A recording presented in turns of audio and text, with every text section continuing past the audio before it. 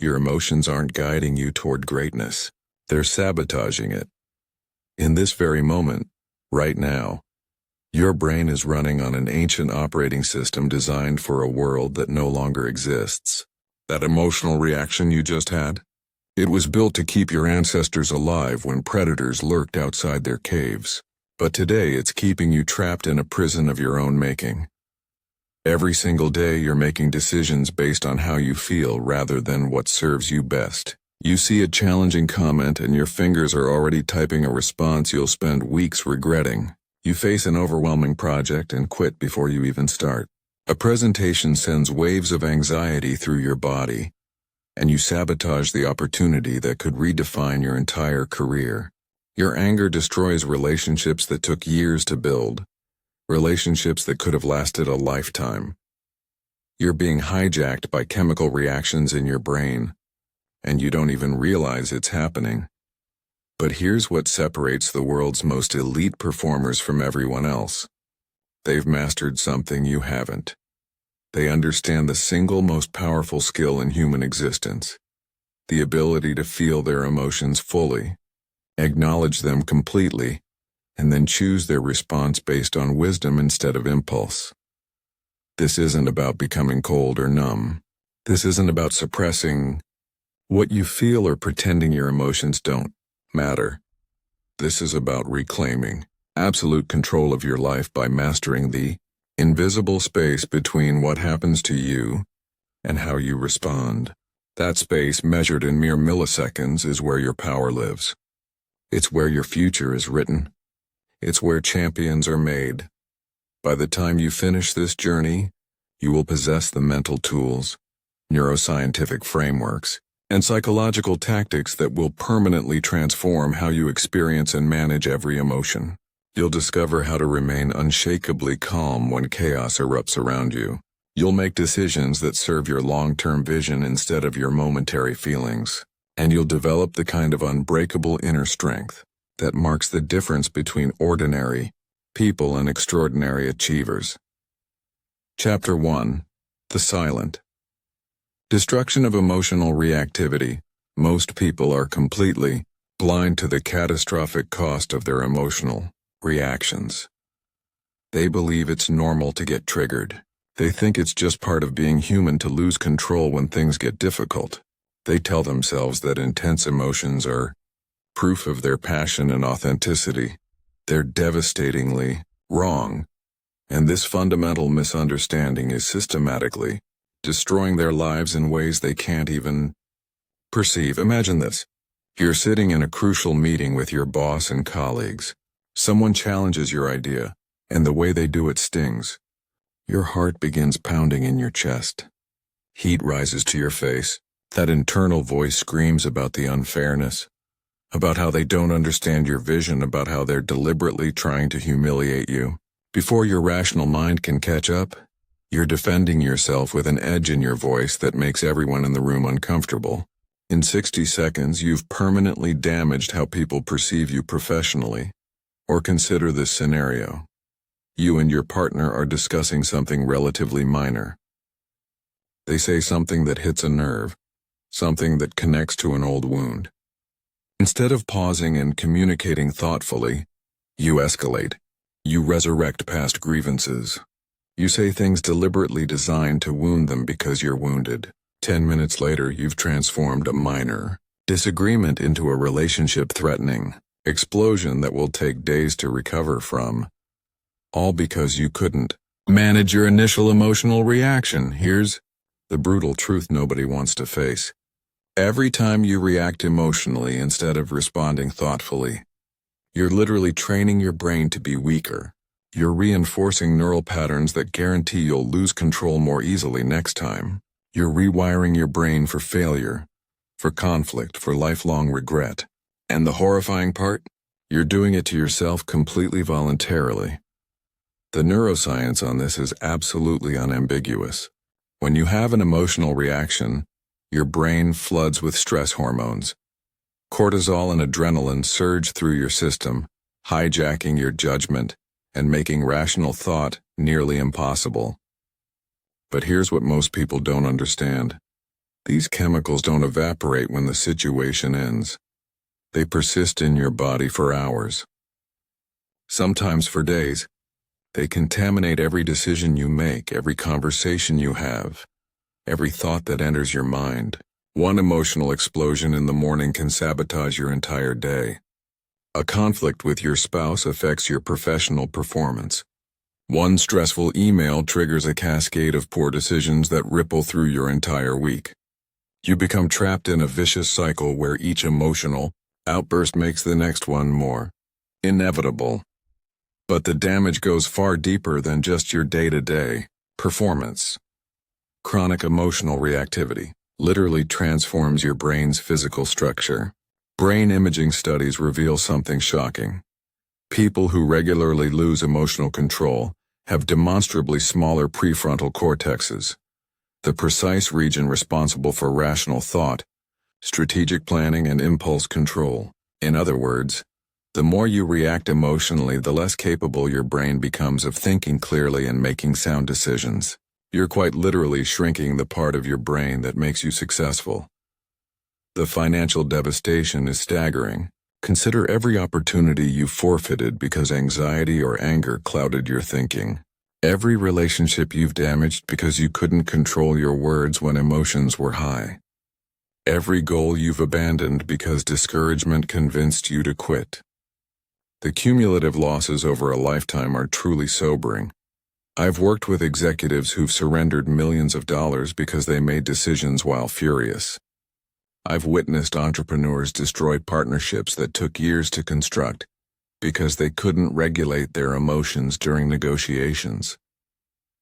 I've seen brilliant, talented people systematically sabotage their own careers by sending emails written in frustration or delivering presentations while consumed by anxiety.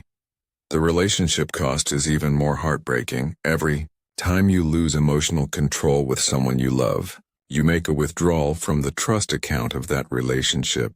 You create distance. You plant seeds of resentment. Over time, these emotional ruptures accumulate and destroy the very relationships that matter most to you. Your children observe your emotional patterns and internalize them as normal. Your partner begins tiptoeing around you because they never know what might trigger an explosion. Your colleagues start viewing you as unstable and unreliable. Your reputation becomes synonymous with someone who crumbles under pressure. But perhaps the most damaging cost of emotional reactivity is what it does to your relationship with yourself. Every time you lose control, you lose respect for yourself. You know deep down that you're capable of more. You understand that you could have handled it differently. But in the moment you felt powerless against your own mind. This creates a corrosive cycle of self-doubt and shame that gradually erodes your confidence from the inside out. Here's the profound truth. This destructive pattern is not your destiny. It's not hardwired into your DNA. It's not an unchangeable part of who you are. It's a habit, and like every habit, it can be broken and replaced with something infinitely more powerful. The question is simply whether you're willing to do the work. Chapter 2. Why your brain betrays you to master your emotions. You must first understand why your brain seems determined to sabotage you. Your emotional responses aren't random or meaningless. They're the refined result of millions of years of evolution. Survival mechanisms designed to keep your ancestors alive in a world overflowing with immediate physical threats. But here's the problem. The world has transformed completely, and your brain hasn't received the memo. Let me introduce you to the most critical brain structure you've probably never heard of. The amygdala. This small, almond-shaped structure buried deep within your brain functions as your personal threat detection system. Its singular job is to scan constantly for danger and trigger immediate survival responses. When your ancestors encountered a saber-toothed tiger, the amygdala would instantaneously flood their system with adrenaline, shut down rational thinking, and prepare their body for fight or flight. This response saved lives. The problem? Your amygdala cannot distinguish between a saber-toothed tiger and an angry email from your boss. It can't tell the difference between an actual physical threat and a social threat. It treats criticism, rejection, embarrassment, and conflict as if they were matters of life and death. When your colleague questions your idea in front of others, your amygdala sounds the alarm precisely as if you were being attacked by a predator. This phenomenon is called an amygdala hijack, and it happens to you far more often than you realize. The moment your brain perceives threat, whether real or imagined, your rational thinking facility goes offline. Blood flow redirects away from your prefrontal cortex, the region responsible for logic, planning, and impulse control, and surges toward your limbic system, which controls emotional responses. You literally become less intelligent when you're emotionally activated. Your IQ drops, your perspective narrows, your wisdom disappears, and it gets worse. Your amygdala learns from experience, but it's spectacularly bad at learning the right lessons. Every time you have an emotional reaction to something, your amygdala catalogs that information as evidence that the situation was genuinely dangerous. This means that things that triggered you once become progressively more likely to trigger you again.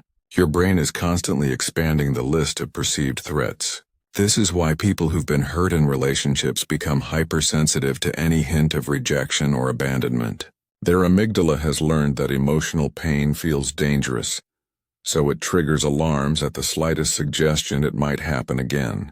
This is why people who've faced criticism at work become defensive about any feedback, even constructive, well-intentioned input. Your amygdala also possesses what neuroscientists call a negativity bias. It's exponentially better at remembering threats than rewards, failures than successes, pain than pleasure. From an evolutionary standpoint, this made perfect sense.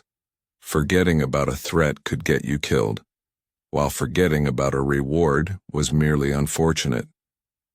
But in today's world, this means your brain is constantly scanning for problems, dangers, and reasons to feel upset. Here's something even more troubling. Your amygdala processes information far faster than your conscious mind. It can identify a threat and trigger an emotional response in as little as 12 milliseconds. Your prefrontal cortex, the rational part of your brain, requires at least 500 milliseconds to process the same information. This means you're reacting emotionally long before you have any opportunity to think rationally about what's actually happening. This is why you sometimes find yourself angry or anxious and then wonder why. Your emotional brain has already declared there's a threat and mobilized your body for action before your conscious mind even knows what's going on. By the time you're consciously aware of feeling angry, your heart is already racing. Your muscles are already tense. Stress hormones are already flooding your system.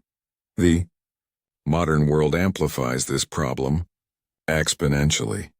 You're exposed to a relentless barrage of low-level stressors that keep your amygdala constantly activated and hyper-vigilant. Social media notifications, news headlines engineered to trigger fear and outrage, work emails demanding immediate responses, traffic jams, financial pressures, relationship conflicts.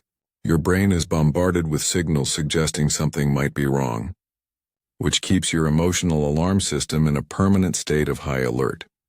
This chronic state of threat readiness has serious consequences for your capacity to think clearly and make wise decisions.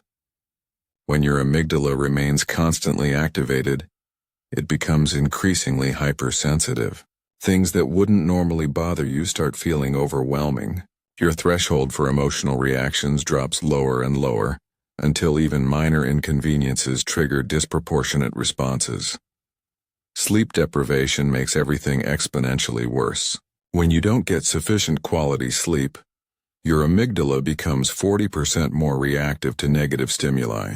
This means you're literally more likely to lose emotional control when you're tired. Stress, poor nutrition, physical inactivity, and dehydration all produce similar effects on your brain's emotional regulation capacity. But here's what changes everything. Understanding that your emotional reactions are automatic doesn't mean you're powerless against them.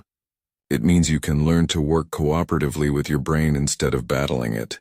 You can train your prefrontal cortex to override your amygdala's false alarms. You can build new neural pathways that support emotional mastery instead of emotional chaos. The key is recognizing something fundamental. There is always a gap between the trigger and your response. It might be measured in microseconds, but it absolutely exists. And in that gap lies your entire power. That's where you can choose to respond instead of react. That's where you reclaim control of your destiny. Chapter 3. The 4 Levels of Emotional Mastery. Not all emotional control operates on the same level. Most people mistakenly believe managing emotions is a simple binary. Either you're in control or you're not. Either you're calm or you're reactive. This black and white thinking is precisely why most people never develop genuine emotional mastery. Real emotional control exists across 4 distinct levels, each more powerful than the last. Understanding these levels is absolutely crucial for developing the kind of deep, unshakable inner strength that separates champions from everyone else. Level 1. Unconscious reactivity. This is where most people spend their entire existence. At this level, you're completely at the mercy of your emotions. You experience something and immediately act on it with zero conscious deliberation. Someone says something that bothers you and you fire back instantly. You feel anxious and you avoid the situation without thinking it through. You get excited and you make impulsive decisions you later deeply regret. People at level 1 don't even recognize they have a choice. They genuinely believe their feelings are facts, that their emotional reactions are completely justified, and that other people are responsible for how they feel. They say things like, "You made me angry," or "I can't control how I feel," or "I was just being honest about my emotions." They have zero awareness of the space between stimulus and response. The problem with level 1 is that it makes you utterly unpredictable and unreliable. People never know which version of you they'll encounter. You might be calm and reasonable one moment and explosively reactive the next, depending on your mood, stress level, and what's happening in your circumstances. This unpredictability systematically destroys trust in relationships and makes it impossible for others to depend on you when things get difficult. Level 2. Conscious reactivity. This is where you become aware that an emotional reaction is happening, but you choose to act on it anyway. You recognize the anger. You know you're about to say something you'll regret, but you do it anyway because it feels justified. You understand you're being controlled by your emotions, but you tell yourself that this situation is different, that this time your reaction is warranted. People at level 2 frequently defend their emotional reactions by focusing on others' behavior. They say things like, "Yes, I lost my temper, but did you see what they did?" Or, "I know I shouldn't have sent that email, but they deserved it." They have awareness, but they lack genuine control. They see the gap between stimulus and response, but they deliberately choose not to use it. Level 2 is actually more frustrating than level 1 because you know better, but you still can't seem to stop yourself. You become trapped in a destructive cycle. Emotional reactions followed by guilt and regret, followed by promises to do better, followed by more emotional reactions. This creates a pattern of self-disappointment that corrodes your confidence and self-respect over time. Level 3. Conscious response. This is where real emotional mastery begins. At this level, you feel the emotion completely. You acknowledge it for what it is, and then you deliberately choose how to respond based on your core values and long-term goals, rather than your immediate feelings. You might feel angry, but you choose to communicate calmly. You might feel anxious, but you choose to take action anyway. You might feel disappointed, but you choose to focus on solutions instead of dwelling on problems. People at level 3 understand something crucial. Emotions are information, not instructions. Feeling angry doesn't mean you have to act angry. Feeling anxious doesn't mean you're in genuine danger. They've learned to create intentional space between what they feel and how they respond. They use that space to make choices that align with who they want to be, rather than how they happen to feel in the moment. This level requires significant practice and self-awareness. You must become skilled at recognizing your emotional states as they emerge, understanding what triggers them, and having multiple alternative responses prepared and ready. You have to train yourself to pause, to breathe, to think before you act. This doesn't happen overnight, but it is absolutely achievable with persistent effort. Level 4. Emotional Alchemy. This is the pinnacle of emotional mastery, where you don't just control your response to emotions, but you actually transform the emotions themselves. Instead of just managing anger, you transmute it into unstoppable motivation. Instead of just coping with fear, you transform it into excitement. Instead of just dealing with disappointment, you transform it into curiosity about what you can learn from the experience. People at level 4 have developed such profound understanding of their emotional patterns that they can often prevent negative emotions from arising in the first place. They've restructured their thinking patterns, their beliefs, and their mental models in ways that naturally generate more positive emotional states. When negative emotions do surface, they have the skills to swiftly transform them into something more useful. This level isn't about positive thinking or pretending negative emotions don't exist. It's about developing such mastery over your internal world that you can consciously choose what to feel in any given situation. You become the director of your own emotional experience rather than just an actor reading from a script you didn't write. The journey from level 1 to level 4 isn't linear. You might be at level 3 in some areas of your life, and level 1 in others. You might handle work stress like a world-class performer, but completely lose control with family drama. The goal isn't perfection, it's progress. Most people never advance past level 2 because they don't realize emotional mastery is a learnable skill. They believe some people are just naturally good at controlling their emotions while others aren't. This is absolutely false. Emotional control is exactly like physical fitness. Some people might have better genetics, but anyone can become exponentially stronger with consistent training. The question you must ask yourself is this: what level are you currently operating at? And more importantly, what level do you want to reach? Because once you decide to upgrade your emotional operating system, everything in your life will begin to transform. Chapter 4. The Stop Method for Immediate Emotional Control when you're in the midst of an emotional explosion, when your heart is pounding and your mind is racing and every instinct in your body is screaming at you to lash out or escape or do something you'll regret. You need a system, you need a method you can deploy immediately in real time to regain control before you inflict permanent damage on your relationships, your reputation, or your goals. Most advice about emotional control is completely useless in these moments because it requires you to think clearly, when clear thinking is precisely what you cannot access.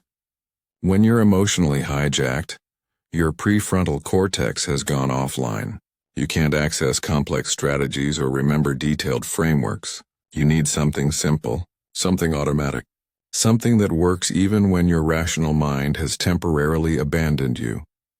This is where the stop method becomes indispensable. 4 letters representing 4 actions that, executed in sequence, interrupt an emotional explosion and restore control before you make decisions you'll regret.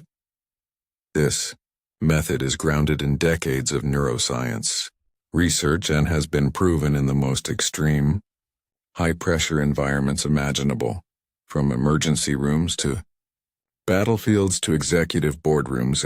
Stop the moment you notice an emotional reaction beginning. You must physically stop whatever you're doing. If you're typing an angry email, remove your hands from the keyboard. If you're in the middle of an argument, close your mouth.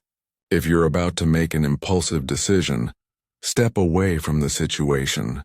This physical stopping action sends a powerful signal to your brain that you're taking control. The key to making this work is developing the ability to recognize the early warning signs of emotional activation.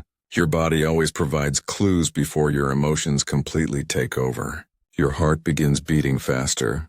Your muscles tense up. Your breathing becomes shallow. You feel heat rising in your face or a knot forming in your stomach. These physical sensations are your early warning system. Most people miss these signs completely because they're not paying attention to their bodies. They're lost in their thoughts, focused on external circumstances, completely unaware of what's happening internally until they're already in full reactive mode.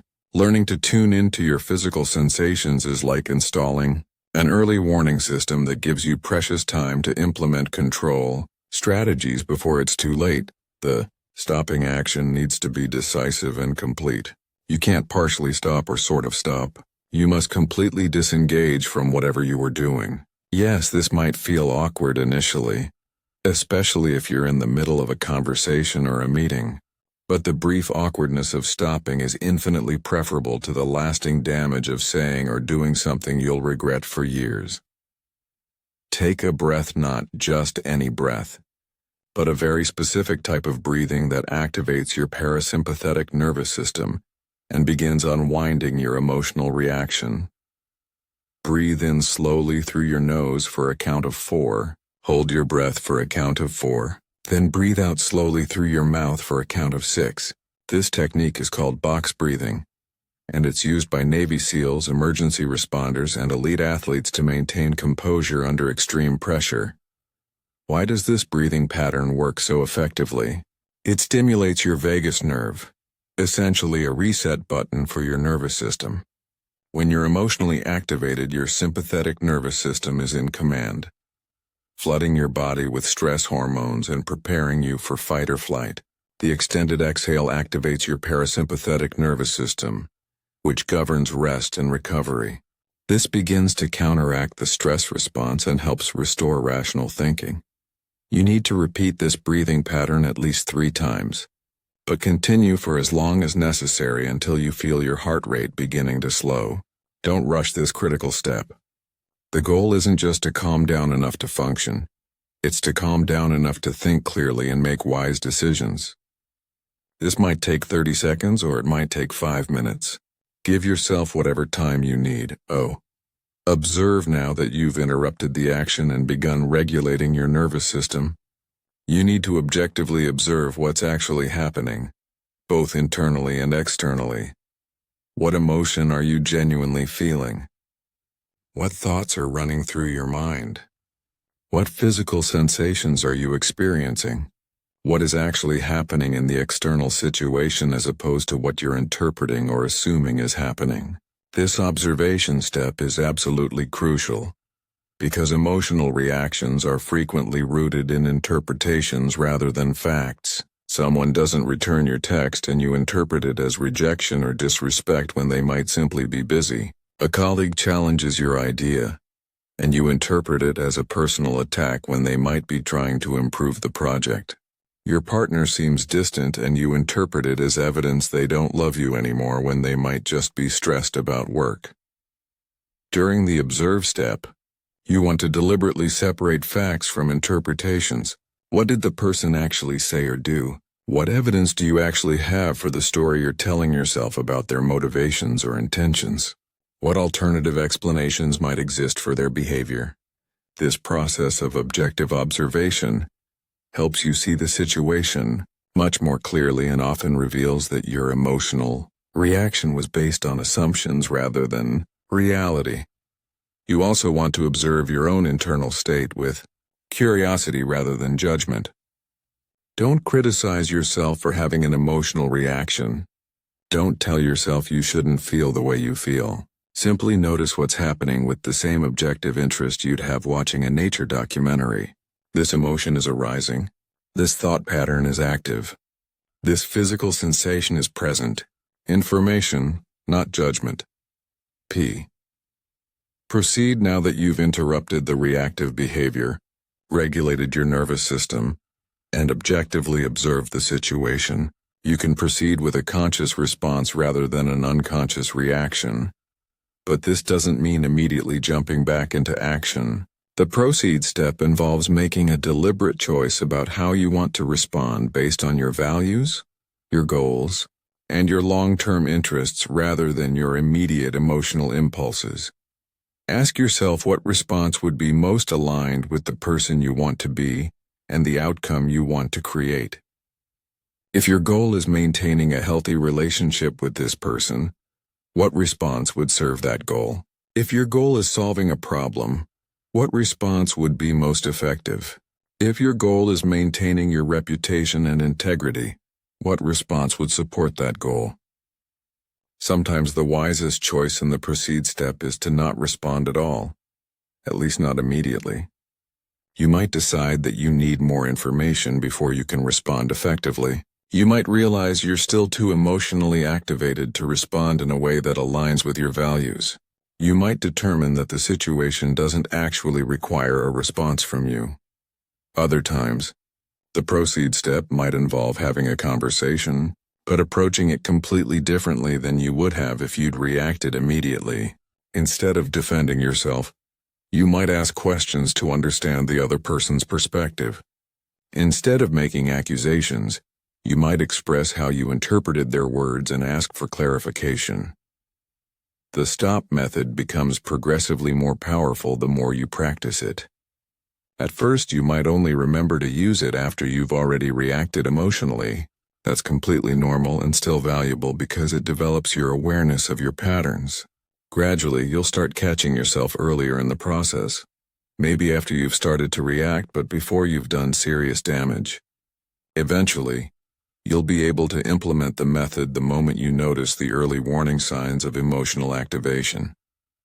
The goal isn't to never have emotional reactions. The goal is to never let those reactions control your behavior in ways that work against your best interests. The stop method gives you the tools to create space between stimulus and response. And in that space lies your power to create the life you want rather than just reacting to the life that happens to you. Chapter 5. Advanced Techniques for Emotional Regulation. Once you've mastered the stop method and can reliably catch yourself before emotional reactions spiral beyond control, you're ready for the advanced techniques that separate genuine masters of emotional regulation from people who just have basic impulse control. When your baseline is strong, you can handle exponentially more stress and challenge before reaching your breaking point. When your baseline is weak, even minor difficulties can completely overwhelm your system. Sleep is the non-negotiable foundation of baseline optimization. When you're sleep-deprived, your amygdala becomes hyperactive while your prefrontal cortex becomes sluggish. This means you're more likely to have emotional reactions and far less able to control them. The research is absolutely definitive. People who sleep less than 7 hours per night have dramatically diminished emotional regulation capacity. But it's not just about the quantity of sleep. It's about quality. Your bedroom needs to be completely dark, cool, and quiet. Eliminate screens for at least an hour before bed. Avoid caffeine after 2 p.m. Maintain a consistent sleep schedule. That doesn't vary by more than 30 minutes, even on weekends. These aren't suggestions. These are requirements if you want to maintain emotional control under pressure. Nutrition plays a massive role in emotional stability that most people completely overlook. Your brain runs on glucose, and when your blood sugar is unstable, so are your emotions. Skipping meals, consuming processed foods, excessive caffeine intake, and alcohol all create biochemical conditions that make emotional regulation exponentially more difficult. The solution isn't complex, but it demands discipline. Consume protein with every meal to stabilize blood sugar. Incorporate omega-3 fatty acids to support brain health. Stay consistently hydrated throughout the day. Eliminate foods that trigger inflammation. Most processed foods, excessive sugar, and foods your body is sensitive to. Your emotional state is directly connected to your nutritional state, whether you consciously recognize it or not. Physical exercise is absolutely non-negotiable for emotional resilience. When you exercise regularly, you increase production of brain-derived neurotrophic factor, which literally grows new brain cells and strengthens neural connections. You also increase production of neurotransmitters like serotonin and dopamine, which regulate mood and motivation. Perhaps most importantly, exercise provides controlled stress that builds your capacity to handle uncontrolled stress. But the type of exercise matters profoundly. You need cardiovascular exercise to build stress tolerance and strength training to build physical confidence and mental toughness. You also need some form of movement that challenges your coordination and focus. Martial arts, dance, or sports. This builds the mind-body connection that's essential for emotional regulation. Cognitive flexibility. Multiple perspectives. The second pillar of emotional resilience is cognitive flexibility, your capacity to see situations from multiple perspectives, generate creative solutions to problems, and adapt your thinking when circumstances change. People with low cognitive flexibility get trapped in rigid thought patterns that amplify emotional reactions. People with high cognitive flexibility can discover opportunity in adversity and maintain emotional equilibrium, even when things deviate dramatically from their plans. One of the most powerful ways to build cognitive flexibility is through regular exposure to different perspectives and ideas. Read books by authors who fundamentally disagree with your worldview. Engage in genuine conversations with people who have different backgrounds and beliefs. Travel to places that challenge your assumptions about how life works. The goal isn't to abandon your values, but to expand your mental models and increase your ability to see situations from multiple angles. Another crucial component is developing genuine comfort with uncertainty and ambiguity. Most emotional reactions are triggered by situations that feel uncertain or beyond your control. If you can learn to be genuinely comfortable with not knowing exactly how things will unfold, you'll be far less likely to have emotional reactions when life doesn't follow your script. Practice making decisions with incomplete information. Set goals without knowing exactly how you'll achieve them. Engage in activities with uncertain outcomes. The more comfortable you become with uncertainty, the more emotionally stable you'll be when facing unknown challenges. Meaning making. Purpose transforms everything. The third pillar of emotional resilience is meaning making. People who have a clear sense of purpose and meaning in their lives are exponentially more resilient when facing adversity. When you know why you're doing something, when you can connect your current struggles to a larger purpose, it becomes dramatically easier to maintain emotional control when things get difficult. This doesn't require having a grand mission to save the world. It can be as simple as being an excellent parent, building a successful business, or making a positive contribution to your community. The key is that your goals and activities need to be connected to something larger than immediate comfort or pleasure. Regularly reflect on your values and priorities. What do you genuinely stand for? What kind of person do you want to be? What kind of impact do you want to have? When you're crystal clear on these questions, it becomes far easier to choose long-term thinking over short-term emotional reactions. Social connection. You don't do this alone. The fourth pillar of emotional resilience is social connection. Humans are social creatures, and isolation makes emotional regulation vastly more difficult. Having strong, supportive relationships provides both emotional resources during difficult times and accountability that helps you maintain high standards for your behavior. But not all relationships contribute to emotional resilience. Relationships with people who are constantly dramatic, negative, or emotionally volatile, will drain your emotional energy and make it harder for you to maintain control. You need relationships with people who model emotional maturity and who bring out your best self, rather than triggering your worst impulses. This means being intentional about who you spend time with. Minimize contact with people who consistently create chaos and drama in their lives. Invest more energy in relationships with people who are growing, learning, and working to become better versions of themselves. Your emotional state is heavily influenced by the emotional states of the people around you. Choose your social environment carefully because it's shaping your brain whether you realize it or not. Strategic stress exposure, controlled challenge. The AUDI, fifth pillar of emotional resilience, is strategic stress exposure. Just like your muscles need progressive overload to grow stronger, your emotional regulation system needs controlled challenges to develop greater capacity. If you only practice emotional control during easy times, you won't have the strength to maintain it during difficult times. This means deliberately putting yourself in situations that are slightly outside your comfort zone on a regular basis. Take on projects that are challenging but achievable. Have difficult conversations you've been avoiding.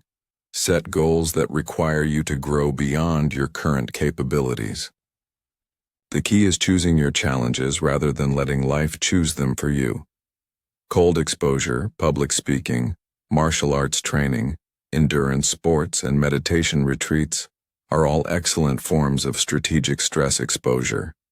They place you in controlled situations where you have to manage discomfort, uncertainty, and challenge while maintaining composure and focus. Recovery and restoration, the essential counterbalance. The final pillar of emotional resilience is recovery and restoration. Your emotional regulation system, like any high-performance system, requires regular maintenance and recovery. If you're constantly pushing without taking time to restore your energy, you'll eventually burn out and lose the ability to maintain emotional control. This means building regular recovery practices into your daily and weekly routine.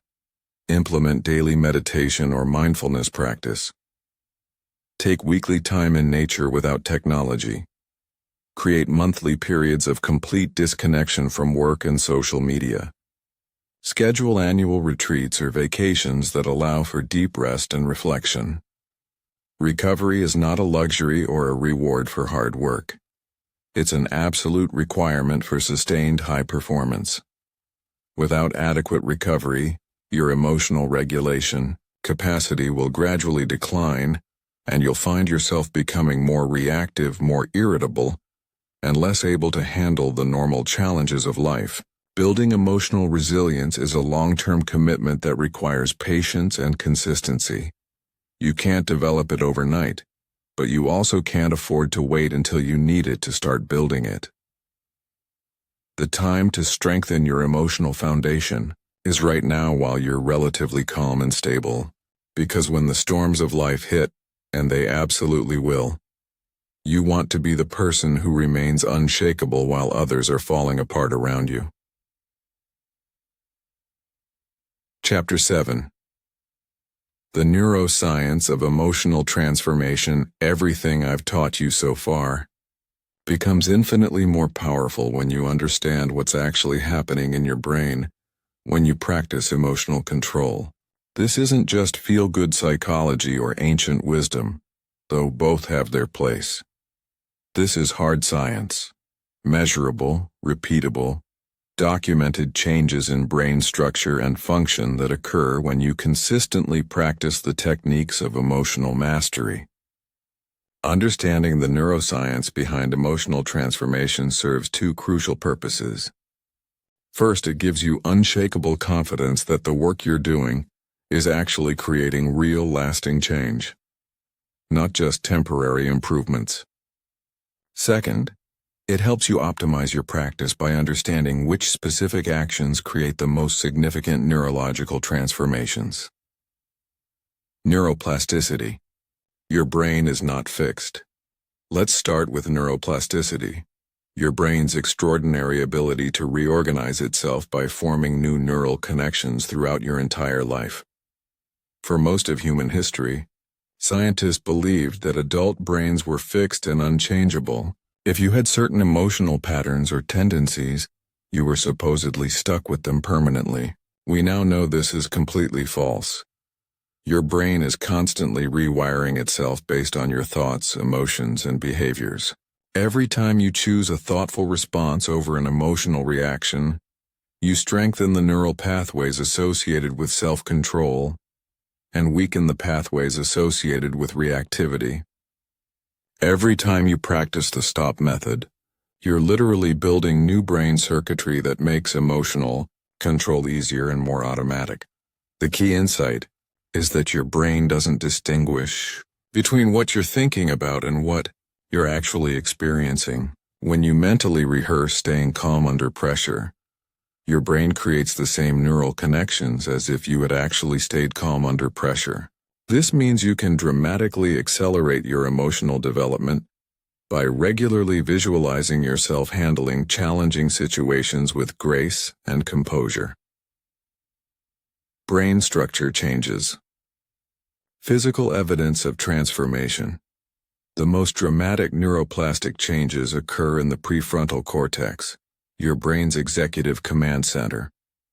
This region is responsible for planning, decision-making, impulse control, and emotional regulation. People who regularly practice emotional control techniques show measurably increased gray matter density in this area, meaning they literally have more brain tissue dedicated to rational thinking and self-control. Meanwhile, the amygdala, your brain's alarm system, actually shrinks in people who practice emotional regulation. This doesn't mean you become emotionless. It means your threat detection system becomes increasingly accurate and far less likely to trigger false alarms. You develop the ability to distinguish between genuine threats that require immediate action and perceived threats that can be handled through thoughtful response. The anterior cingulate cortex is another crucial region that transforms with emotional training. This area is responsible for attention regulation and conflict monitoring. It helps you notice when you're having an emotional reaction and redirects your attention toward more constructive responses. People with stronger anterior cingulate cortexes are significantly better at catching themselves before emotional reactions spiral beyond control. The insula, which processes bodily sensations and connects them to emotional experiences, also becomes more developed in people who practice emotional awareness. This enhanced body awareness is what allows you to notice the early warning signs of emotional activation before they become full-blown reactions. You become more sensitive to changes in heart rate, muscle tension, breathing patterns, and other physical indicators of emotional state. The default mode network, your mental baseline. One of the most fascinating discoveries in neuroscience is that emotional regulation practice actually transforms the default mode network of your brain. This is the network of brain regions that's active when you're not focused on a specific task, often called the monkey mind because it tends to jump from thought to thought without direction. In people who don't practice emotional control, the default mode network tends to generate repetitive, often negative thought patterns. Worry, rumination, self-criticism, and anxiety become the brain's default state. But in people who regularly practice emotional regulation techniques, the default mode network becomes measurably quieter and more peaceful. Their baseline state becomes calm and centered rather than agitated and reactive. Neurotransmitter systems, the chemistry of change. The neurotransmitter systems in your brain undergo significant transformations with emotional training. Serotonin, which regulates mood and social behavior, increases significantly with regular practice of emotional control techniques. Dopamine, which governs motivation and reward, becomes more stable and far less dependent on external validation. GABA, your brain's primary inhibitory neurotransmitter, increases which helps reduce anxiety and promotes feelings of calm. Perhaps most importantly, the stress hormone cortisol becomes dramatically better regulated in people who practice emotional control. Chronic elevated cortisol destroys brain cells, impairs memory, weakens the immune system, and creates a cascade of health problems. People who master their emotional responses show measurably lower baseline cortisol levels and significantly faster cortisol recovery after stressful events. Mirror neurons. Learning from others' mirror neurons add another fascinating dimension to emotional neuroscience. These are brain cells that fire both when you perform an action and when you observe someone else performing the same action. This means that spending time with people who have excellent emotional control literally trains your brain to have better emotional control. Conversely, spending time with emotionally reactive people trains your brain to be more reactive. Your emotional state is heavily influenced by the emotional states of the people around you. Choose your social environment carefully, because it's shaping your brain whether you realize it or not. Meditation and mindfulness. Accelerated brain change. The research on meditation and mindfulness provides some of the most compelling evidence of how emotional practices change brain structure. Studies using advanced brain imaging technology reveal that just 8 weeks of regular meditation practice creates measurable changes in brain structure. The hippocampus, associated with learning and memory, increases in size. The amygdala decreases in reactivity. The prefrontal cortex becomes more active and better connected to other brain regions. But you don't need to become a meditation master to benefit from these neuroplastic changes. Any consistent practice that involves observing your thoughts and emotions without immediately reacting to them will create similar brain transformations. The key factors are consistency, attention, and non-reactive awareness. Breathing exercises. Immediate neurological impact. Breathing exercises create particularly rapid neurological changes because the vagus nerve, which connects your brain to your body's relaxation response, can be directly influenced through conscious breathing patterns. The box breathing technique I taught you earlier literally activates your parasympathetic nervous system within seconds, creating immediate neurological changes that promote calm and clear thinking. Progressive muscle relaxation works by strengthening the connection between your prefrontal cortex and your motor cortex. When you consciously tense and release muscle groups, you're practicing voluntary control over your body's stress response system. This builds neural pathways that make it exponentially easier to consciously relax when you're emotionally activated. Timeline for transformation. What to expect. Understanding these neurological mechanisms can help you stay motivated during difficult periods of your emotional development. When you're struggling to control your reactions, when old patterns seem to be reasserting themselves, when progress feels slow or nearly invisible, remember that your brain is literally rewiring itself at the cellular level. Changes that feel invisible from the inside are creating measurable transformations in your neural architecture.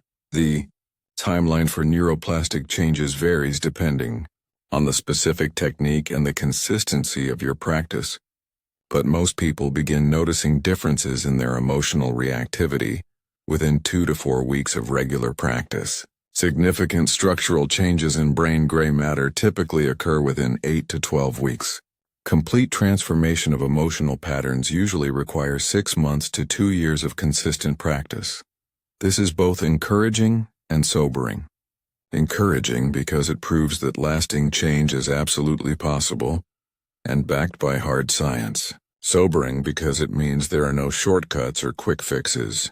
Emotional mastery requires the same kind of patient, consistent training as physical fitness or musical skill. But here's what makes it all worthwhile. Once these neural changes become established, they tend to be permanent. Unlike temporary behavior modifications that require constant effort to maintain, Neuroplastic changes create new baseline patterns that become your brain's default mode of operation. The person who struggles to control their emotions becomes the person who naturally responds with wisdom and composure. The neuroscience of emotional transformation proves that you are absolutely not stuck with the emotional patterns you developed in childhood or the reactive tendencies that have characterized your adult life. Your brain is plastic, adaptable, and constantly changing based on how you use it. Every moment of emotional control practice is an investment in the literal rewiring of your neural circuitry for greater peace, effectiveness, and life satisfaction. Chapter 8. Mastering Emotional Control in High-Pressure Situations. Everything you've learned so far gets tested in high-pressure situations where the stakes are real and the consequences of losing control are severe and immediate. It's one thing to practice emotional control during your morning meditation or when you're having a minor disagreement with a coworker. It's entirely different when you're facing a crisis that could destroy your career, end your relationship, or threaten everything you've worked to build. High-pressure situations reveal who you really are beneath the surface politeness and social conditioning. They strip away pretense and expose your true level of emotional mastery. Most people perform significantly worse under pressure because they let the intensity of the situation overwhelm their rational thinking. But elite performers actually get better under pressure because they've trained specifically for these moments. The difference between people who crack under pressure and people who thrive under pressure is not talent, intelligence, or luck. It's preparation. Specifically, it's emotional preparation. When you've trained your nervous system to remain calm and your mind to think clearly during intense situations, pressure becomes an advantage rather than a liability. Reframe the pressure. Your internal narrative. The first key to pressure performance is understanding that pressure is not external. It's internal. The situation itself is neutral. It only becomes pressurized when your mind interprets it as threatening or overwhelming. Two people can face absolutely identical circumstances and have completely different stress responses based on how they frame the situation in their minds. This means controlling pressure starts with controlling your internal narrative about the situation. Instead of telling yourself, "This is terrible. Everything is falling apart. I can't handle this." You need to reframe the situation in terms that support peak performance. "This is challenging, but I have the skills to handle it. This is an opportunity to prove what I'm capable of. This is exactly the kind of situation I've been training for." Elite athletes, emergency responders, and special forces operators all use this kind of reframing to maintain peak performance under extreme pressure. They don't pretend that dangerous or difficult situations aren't actually dangerous or difficult. They acknowledge the reality of the situation while choosing interpretations that enhance rather than diminish their performance. Physiological preparation. Train your nervous system. The second key to pressure performance is physiological preparation. Your body's stress response system needs to be trained to handle intense activation without becoming overwhelmed. This is where the concept of stress inoculation becomes crucial. Just like vaccines expose your immune system to small amounts of a pathogen to build resistance, stress inoculation exposes your nervous system to controlled amounts of stress to build resilience. Cold exposure is one of the most effective forms of stress inoculation. When you deliberately expose yourself to cold water or cold air, you activate the same stress response systems that are triggered during high-pressure situations. But because you're choosing the exposure voluntarily, you can practice maintaining calm and clear thinking while your body is in a state of physiological stress. The key is not just to endure the cold, but to practice specific emotional control techniques while exposed to it. Breathe slowly and deeply. Relax your muscles. Maintain positive self-talk. Keep your mind focused on the present moment rather than anticipating how much longer the exposure will last. These are exactly the same skills you need during high-pressure situations. High-intensity exercise serves a similar function. When you push yourself to your physical limits during workouts, you're training your ability to maintain mental discipline while your body is under extreme stress. The discomfort you feel during intense exercise is similar to the discomfort you feel during high-pressure situations. Learning to stay mentally tough during physical challenges translates directly to staying mentally tough during emotional challenges. Attention management.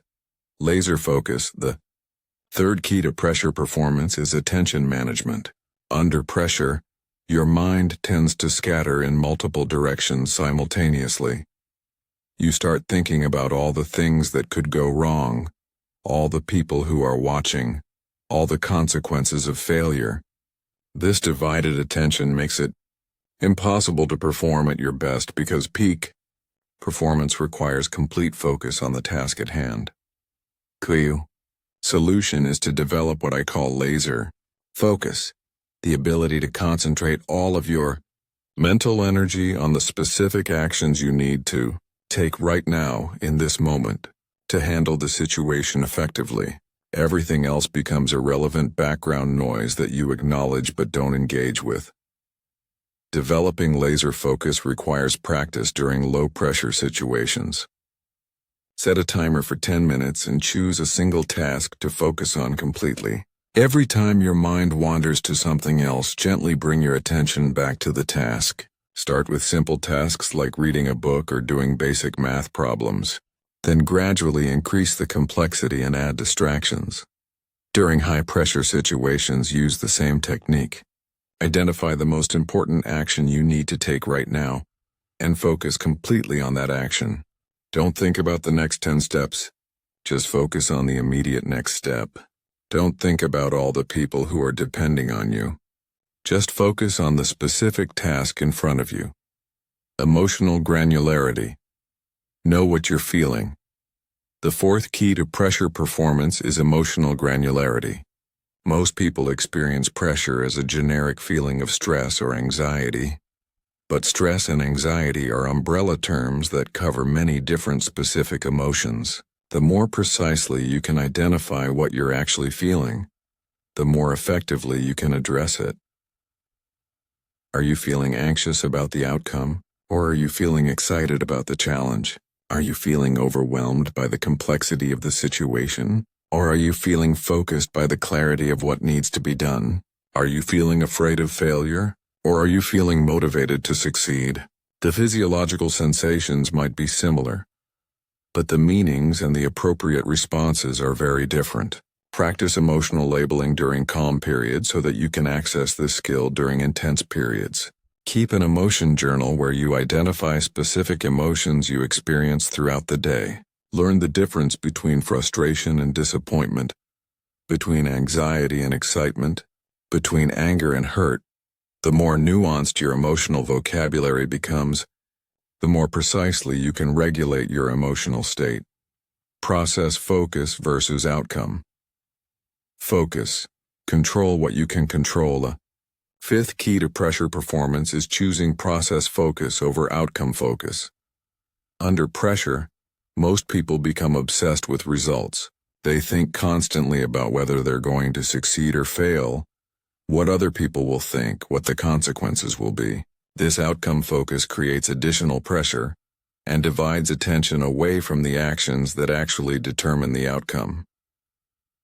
Elite performers focus on process rather than outcomes.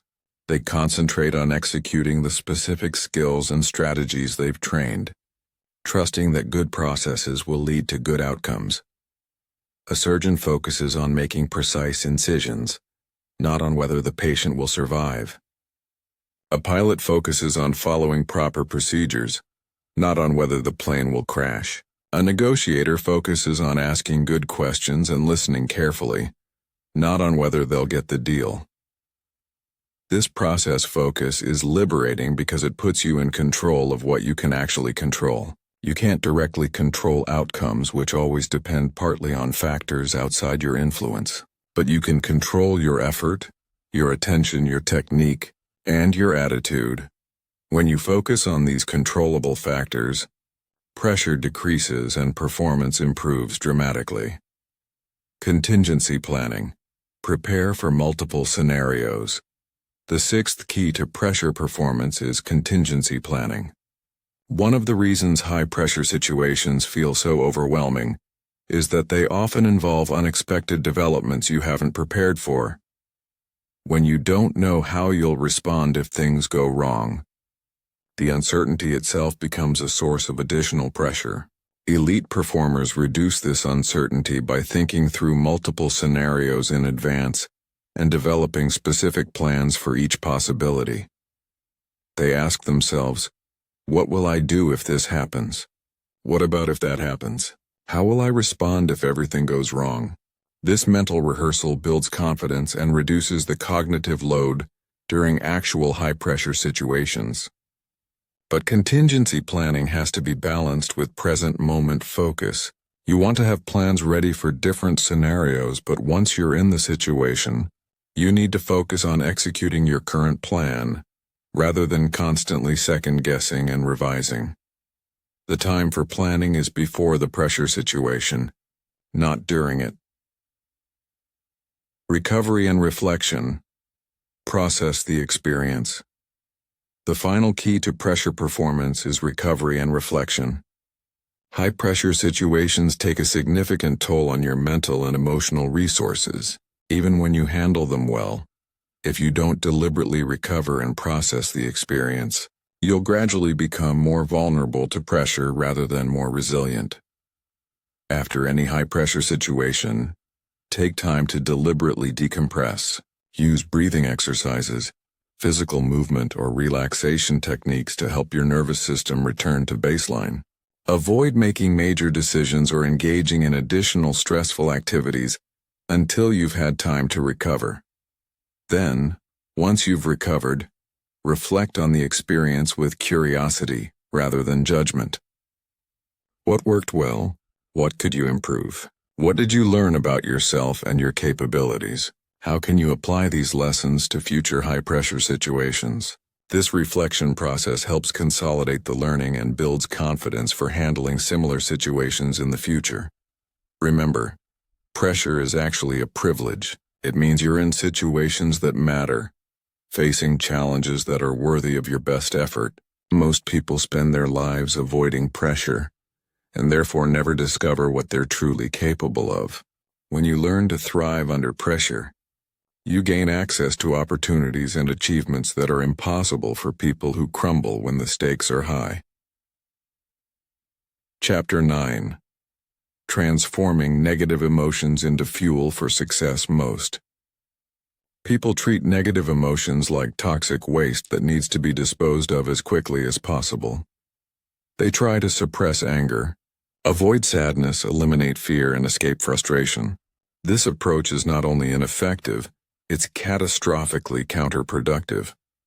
Negative emotions contain enormous amounts of energy and invaluable information that, when properly harnessed, can become rocket fuel for achieving your most ambitious goals. The problem is not that you experience negative emotions. The problem is that you don't know how to transform them into something useful. You let them drain your energy instead of directing that energy toward productive action.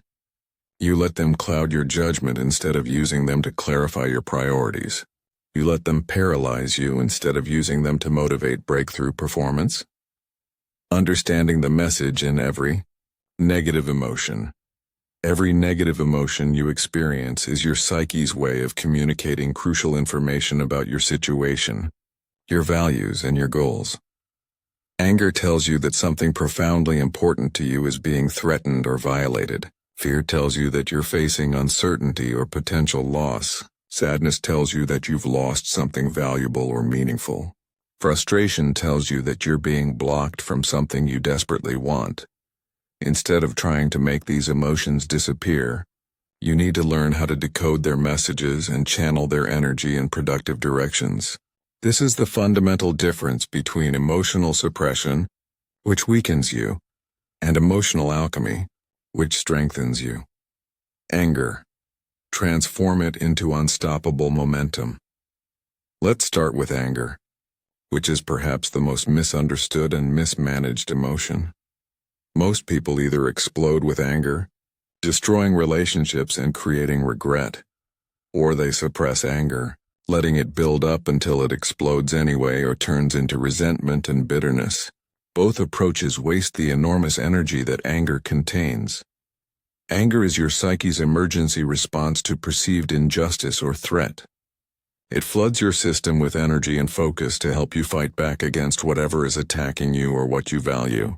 This energy can be destructive when directed at other people through blame, criticism, or aggression, but it can be incredibly productive when directed toward solving problems, overcoming obstacles, and creating positive change. The key to transforming anger is to separate the energy from the target. Instead of directing your anger at the person or situation that triggered it, redirect that energy toward constructive action. Use the focus and determination that anger provides to work harder on your goals, to solve problems more aggressively, to push through obstacles that would normally stop you. Some of the greatest achievements in human history have been fueled by transformed anger. Entrepreneurs who built billion-dollar companies because they were angry about problems that weren't being solved. Athletes who dominated their sports because they were angry about being underestimated. Activists who changed the world because they were angry about injustice. The emotion that destroys most people became the driving force for extraordinary success. Fear. Dance with uncertainty. Fear is another emotion that most people handle completely wrong. They try to eliminate fear, or they let fear paralyze them into inaction. But fear contains crucial information about what matters most to you. You only feel afraid about losing things that are valuable to you, or failing at things that are important to you. Fear is your internal guidance system pointing you toward what you need to protect or pursue. The goal is not to eliminate fear, but to dance with it. Acknowledge the fear. Extract the information it's providing. Then take action despite the fear. This is what courage actually is. Not the absence of fear, but intelligent action in the presence of fear. Every time you act courageously, you build confidence and reduce the grip that fear has on your life. Fear also serves as an excellent filtering mechanism for opportunities and goals. If something doesn't scare you at least a little bit, it's probably not challenging enough to be worth pursuing. The goals that frighten you are usually the ones with the highest potential for growth and achievement. Instead of avoiding these goals, let your fear guide you toward them. Sadness. The clarity of loss. Sadness and disappointment are emotions that most people try to avoid at all costs. But they contain some of the most valuable information your psyche can provide. Sadness tells you what you truly value by showing you what hurts to lose. Disappointment tells you what you genuinely want by showing you what hurts not to achieve. Most people experience sadness and disappointment as pure loss, but they're actually clarifying experiences that help you distinguish between what you think you want and what you actually want, between what others expect you to value and what you authentically value. This clarity is invaluable for making better decisions about how to invest your time, energy, and resources. Sadness also creates empathy and connection with others who have experienced similar losses. Many of the most meaningful relationships and the most impactful contributions are born from shared experiences of sadness and recovery. Instead of viewing sadness as weakness, recognize it as a sign of your capacity to love deeply and care authentically. Frustration. The signal for growth. Frustration is perhaps the most commonly experienced negative emotion in modern life, and it's also the most commonly wasted. Frustration arises when there's a gap between where you are and where you want to be, between what's happening and what you want to happen. Most people let frustration drain their energy through complaining, blaming, or giving up. But frustration is actually a signal that you care deeply about improvement and progress. The energy of frustration can be transformed into determination and persistence. Instead of being frustrated by obstacles, become fascinated by them. Instead of being frustrated by setbacks, become more committed to finding solutions. Instead of being frustrated by other people's limitations, become more focused on developing your own capabilities. Frustration is also an excellent diagnostic tool for identifying areas where you need to develop new skills or strategies. If you keep getting frustrated by the same types of situations, it's usually because you're trying to solve new problems with old approaches. The frustration is telling you that it's time to upgrade your capabilities. Anxiety and worry, strategic planning tools. Anxiety and worry are forward-looking emotions that most people experience as pure torture. But anxiety contains important planning information about potential challenges you need to prepare for. Instead of trying to eliminate anxiety, use it as a strategic planning tool. What specifically are you worried about? What would you need to do to address those concerns? How can you prepare for the challenges you're anticipating? The key is to transform vague anxiety into specific action plans. Most anxiety is caused by unclear threats and uncertain timelines. When you force yourself to get specific about what you're worried about and what you can do about it, anxiety often transforms into useful preparation. Worry becomes productive when it leads to preparation, and counterproductive when it leads to rumination. The difference is action. Productive worry asks, "What can I do to prepare for this potential problem?" Counterproductive worry asks, "What if this terrible thing happens over and over?" Without generating any useful responses. Guilt and shame. Signals of misalignment. Guilt and shame are perhaps the most painful emotions to experience, but they also contain some of the most important information about your values and integrity. Guilt tells you when your actions don't align with your values. Shame tells you when your behavior doesn't align with your identity.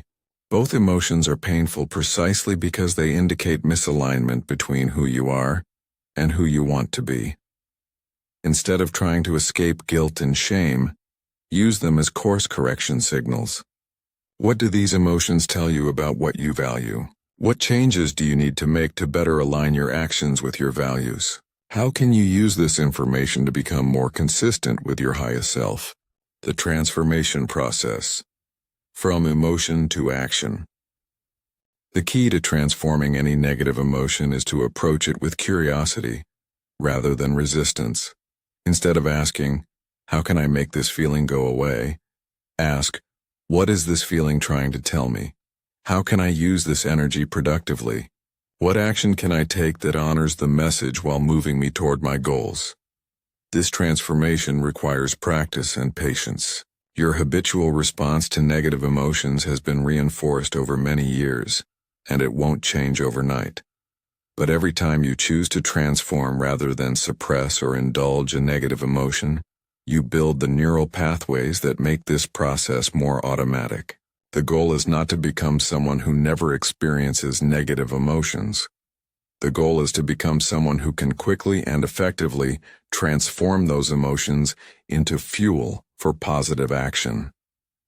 When you master this skill, you'll discover that setbacks become setups, obstacles become opportunities, and the very experiences that break most people become the experiences that make you stronger.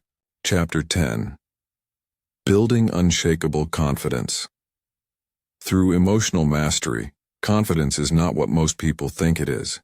It's not the absence of doubt or fear. It's not the belief that you'll never fail or face challenges. It's not the feeling that you're better than other people or that success is guaranteed. Real confidence is something far deeper and more powerful than any of these surface-level definitions. True confidence is the unshakable knowledge that you can handle whatever life throws at you. It's the quiet certainty that you have the emotional tools, mental frameworks, and inner resources to navigate any challenge, setback, or uncertainty that comes your way. It's not about never falling down. It's about knowing you can always get back up. This kind of confidence can only be built through one process: repeatedly facing difficult situations and proving to yourself that you can handle them with grace and effectiveness. You cannot think your way to confidence. You cannot affirm your way to confidence. You cannot fake your way to confidence. You can only build confidence through evidence, and evidence comes from action. The backwards path. Most people take. Here's what most people get catastrophically wrong about building confidence. They think they need to wait until they feel confident before they take action. They think confidence is a prerequisite for facing challenges rather than a result of facing challenges. This backwards thinking keeps them trapped in cycles of self-doubt and limitation because they're waiting for a feeling that can only come from doing the very things they're afraid to do. The confidence-building process works in reverse. You take action despite feeling uncertain or afraid. You handle the situation better than you expected. You extract the lessons and grow stronger. Your brain updates its assessment of your capabilities. Your confidence increases. Then you're ready to take on slightly bigger challenges and the cycle continues. This is why emotional mastery is the foundation of unshakable confidence. When you know you can control your reactions regardless of what happens, when you know you can stay calm under pressure, when you know you can think clearly even when emotions are running high, you develop an inner certainty that makes you nearly impossible to shake. Most people build fragile confidence. Most people's confidence is built on external factors that they can't control. They feel confident when things are going well, when other people approve of them, when they're successful by conventional standards. But this kind of confidence is fragile because it depends on circumstances that can change at any moment. One failure, one rejection, one period of difficulty can completely destroy it. Real confidence is built on internal factors that you can control. Let me walk you through the pillars of unshakable confidence. Pillar 1. Emotional self-reliance. The first pillar of unshakable confidence is emotional self-reliance. The knowledge that your emotional state is not dependent on other people's behavior, external circumstances, or unpredictable events. You know that you can generate the emotional states you need through your own thoughts, actions, and practices. You don't need other people to make you feel good about yourself. And you don't let other people's negativity drag you down. Emotional self-reliance is built through consistent practice of the emotional regulation techniques you've learned. Every time you successfully manage your emotional state during a challenging situation, you prove to yourself that you have this capability. Every time you choose your response rather than reacting automatically, you build evidence that you're in control of your inner experience. This doesn't mean you become emotionally disconnected from others or that you don't care about relationships. It means you engage with others from a position of strength rather than neediness. You contribute to relationships rather than draining them. You're able to be genuinely supportive of others because you're not constantly seeking support for yourself. Pillar 2. Competence building. The second pillar of unshakable confidence is competence building. Confidence without competence is just delusion. You need to actually be good at things that matter. You need to develop real skills, real knowledge, and real abilities that create genuine value in the world. But competence building is not just about technical skills. It's about developing the meta skills that make you effective in any domain. Problem solving is perhaps the most important meta skill for building confidence. When you know you can figure things out, when you have a systematic approach to breaking down complex challenges and finding solutions, you become far more willing to take on difficult situations. You're not intimidated by unfamiliar problems because you trust your ability to learn and adapt. Communication is another crucial meta skill. When you can express your ideas clearly, listen effectively, and navigate difficult conversations with skill, you become far more confident in social and professional situations. You're not afraid of conflict because you know how to handle it constructively. You're not intimidated by authority figures because you know how to communicate with respect while maintaining your own dignity. Learning agility is the meta skill that makes all other skills possible. This is your ability to quickly acquire new knowledge and capabilities as situations require. When you know you can learn anything you need to learn, you're not limited by your current knowledge base. You become confident about taking on challenges that require skills you don't yet have because you trust your ability to develop those skills. Pillar 3. Integrity alignment. The third pillar of unshakable confidence is integrity alignment, the consistency between your values, your words, and your actions. When these three elements are aligned, you develop an inner strength that makes you nearly impossible to shake because you know you're living authentically. When they're misaligned, you feel weak and uncertain because you're not sure who you really are or what you really stand for. Most people compromise their integrity gradually through small decisions that seem insignificant at the time. They tell little lies to avoid discomfort. They make commitments they don't intend to keep. They act in ways that contradict their stated values. Each compromise weakens their inner foundation and erodes their confidence. Building integrity alignment requires ruthless honesty about what you actually value versus what you think you should value. It requires making your word mean something by only making commitments you intend to keep. It requires having the courage to act in accordance with your values, even when it's difficult or costly. When your integrity is intact, you develop what I call unshakable presence. People can sense that you're authentic, that you're not trying to be someone you're not, that you're comfortable with who you are. This presence is magnetic and creates opportunities that are not available to people who are constantly trying to impress others or fit in. Pillar 4. Resilience building. The fourth pillar of unshakable confidence is resilience building. Your track record of recovering from setbacks, learning from failures, and coming back stronger from difficult experiences. Every time you face adversity and emerge better than before, you build evidence that challenges don't break you. They make you stronger.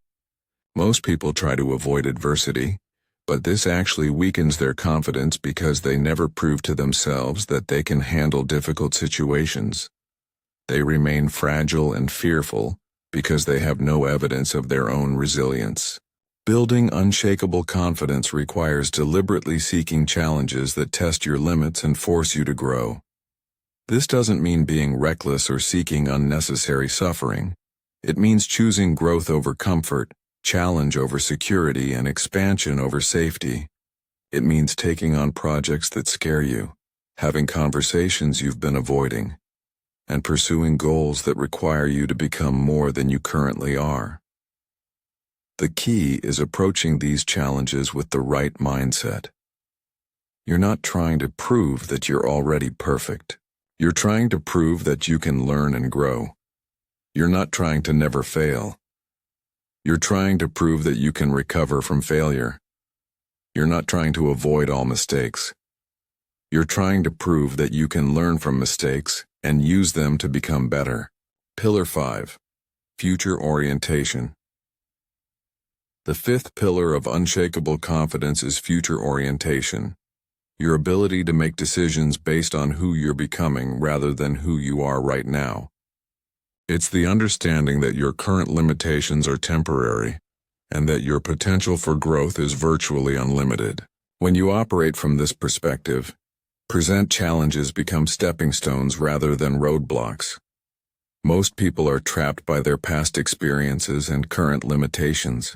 They think, I'm not good at public speaking, or I'm not a leader, or I'm not confident enough for that opportunity. This fixed mindset keeps them stuck because they base their decisions on current capabilities rather than future potential. Building future orientation requires regularly visualizing the person you're becoming and making decisions from that future identity. Ask yourself, What would the confident version of me do in this situation? Then do that thing. Even if you don't feel ready, act as if you're already the person you want to become. And eventually you will become that person. Pillar 6. Contribution. Focus. The sixth pillar of unshakable confidence is contribution focus. The shift from asking, "What can I get?" to asking, "What can I give?" When you focus on how you can add value, solve problems, and help others succeed, you become less self-conscious and more naturally confident. You're not worried about being judged because you're focused on being useful. Most confidence issues stem from excessive self-focus. When you're constantly worried about how you look, what other people think, whether you're measuring up, you create anxiety and self-doubt. But when you shift your focus to how you can contribute, serve, and add value, these self-focused concerns naturally fade into the background. This doesn't mean neglecting your own needs or becoming a doormat. It means approaching situations with a service mindset rather than a self-protection mindset. Instead of thinking, "I hope I don't embarrass myself," think, "How can I help this meeting be productive?" Instead of thinking, "I hope they like me," think, "How can I be genuinely useful to this person?" Pillar 7. Evidence awareness, the I.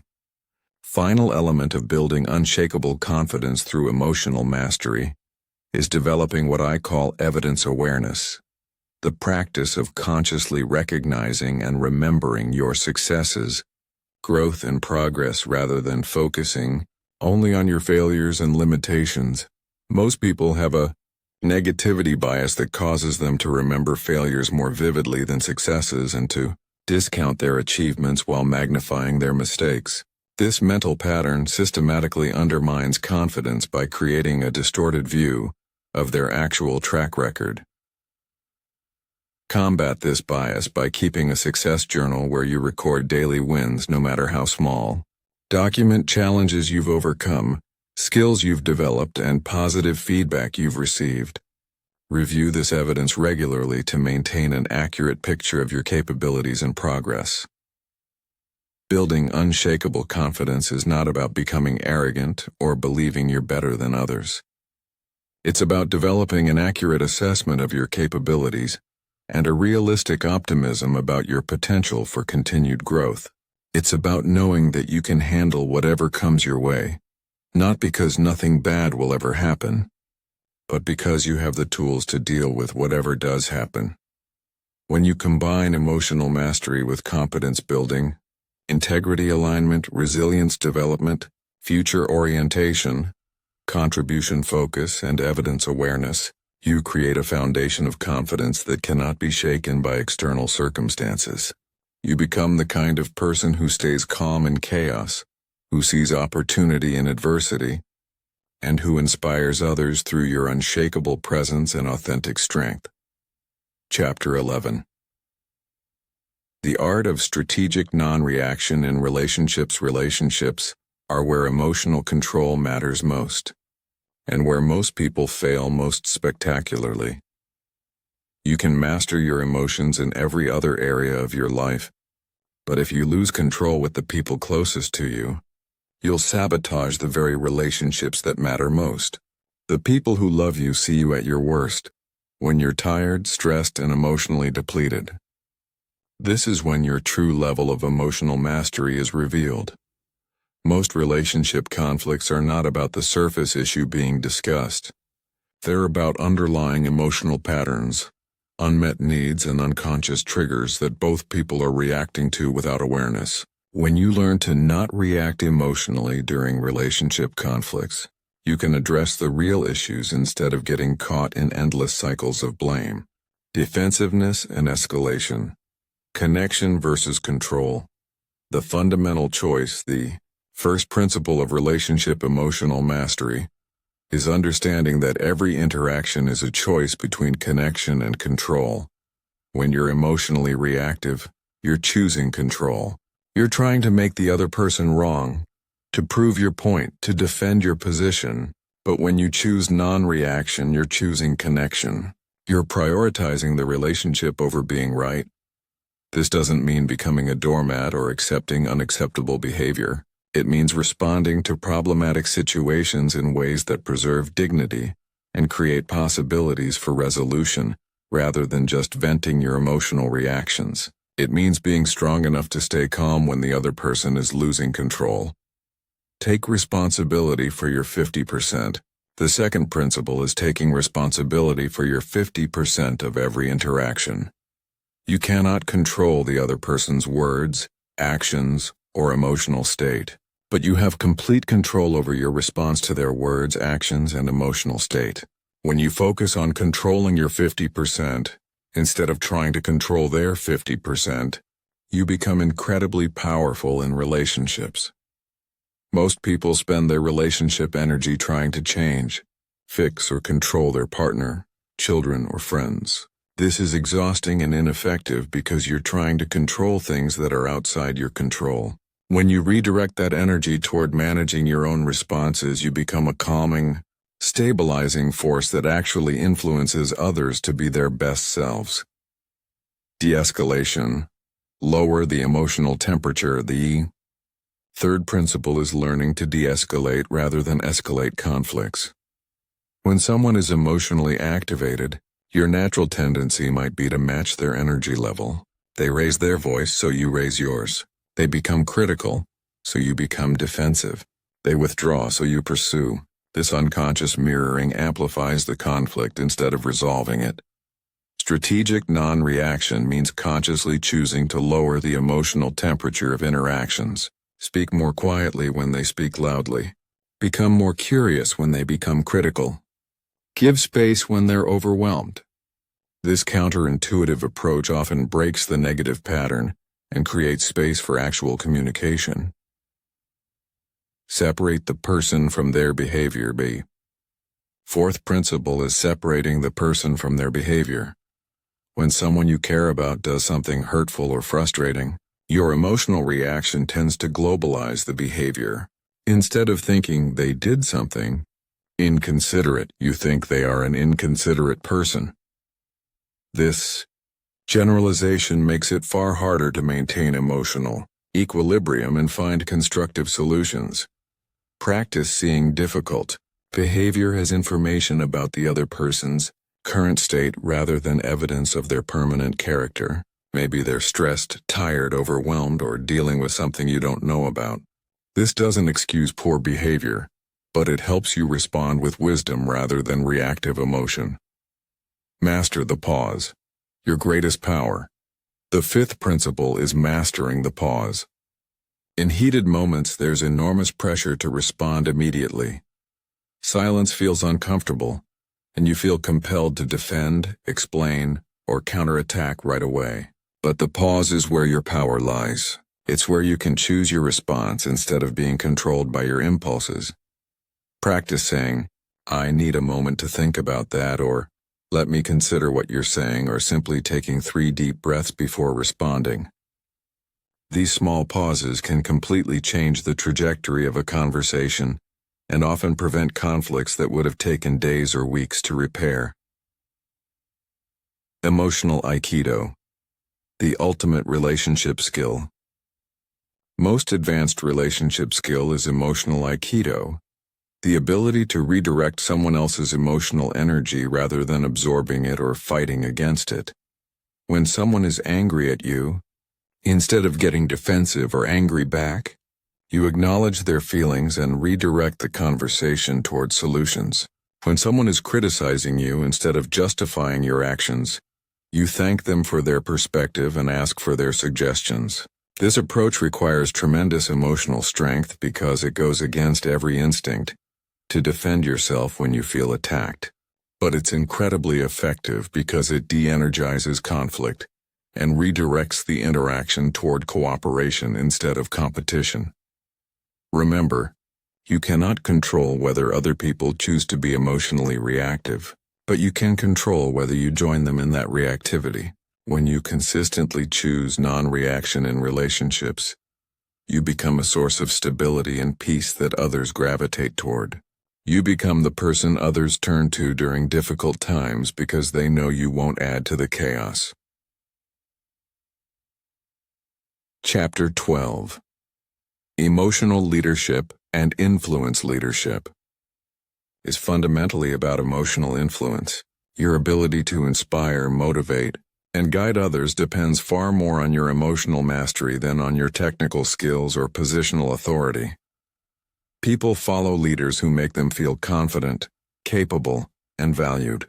They resist leaders who create anxiety, frustration, or self-doubt, regardless of how smart or experienced those leaders might be. The most powerful form of leadership is emotional modeling. People learn more from what you do than from what you say, especially when it comes to emotional responses.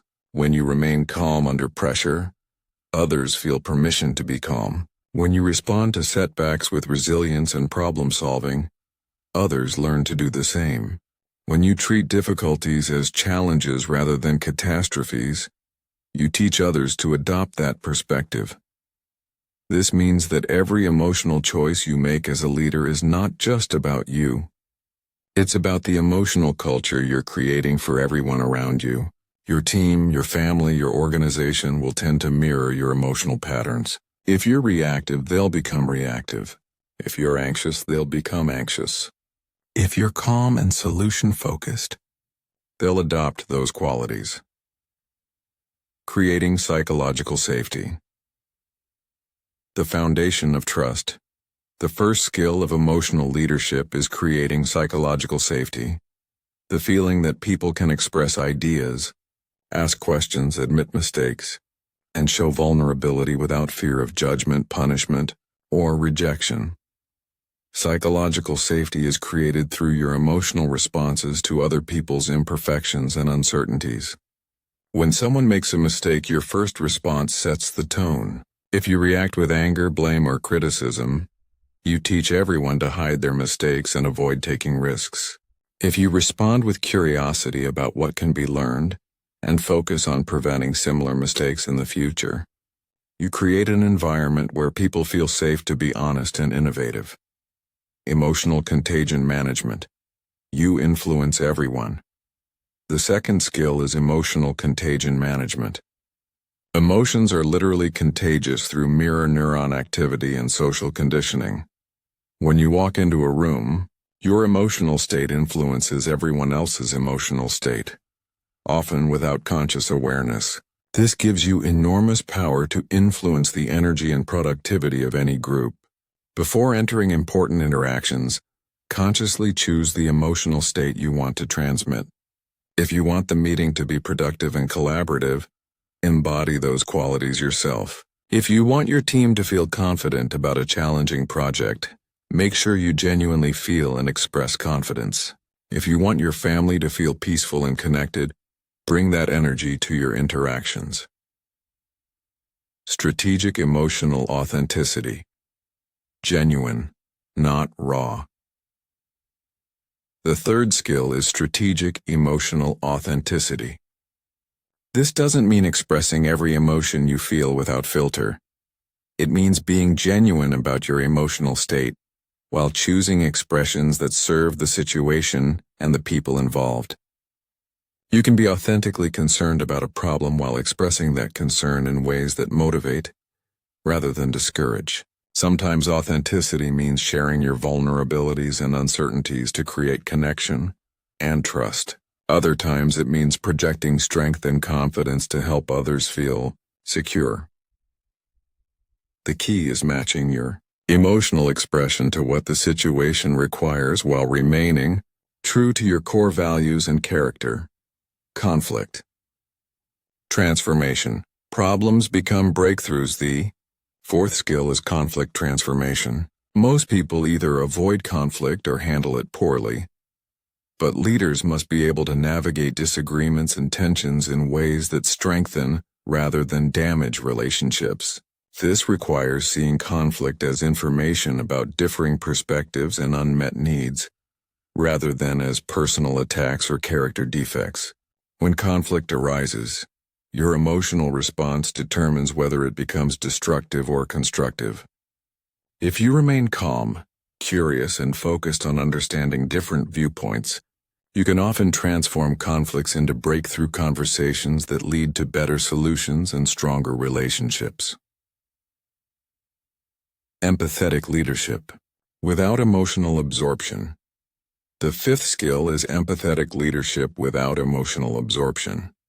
You need to be able to understand and relate to other people's emotional experiences without taking on their emotional states as your own.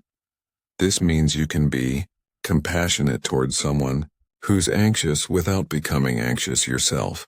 You can be supportive of someone who's going through difficulties without being dragged down by their problems.